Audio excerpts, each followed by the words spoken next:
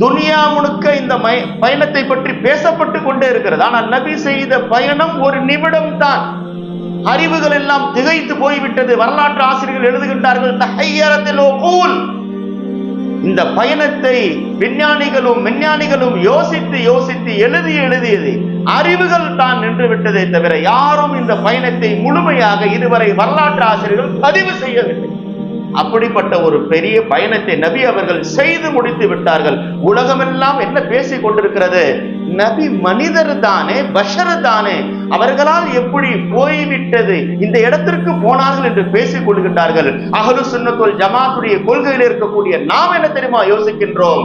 நபி நூறாச்ச, ஒளியாச்ச, அங்கிருந்து அவர்கள் எப்படி இந்த பூமிக்கு திரும்ப வந்தார்கள்? எல்லாரும் கீழே இருந்து மேலே போனதை பேசிக் கொண்டிருக்கிறார்கள். நாம் நபி எப்படி மேலே இருந்து கீழே வந்தார்கள் என்று பேசிக் கொண்டிருக்கிறோம். ஏன் என்று தெரியுமா? அது திரும்பி வர முடியாத ஒரு பயணம்.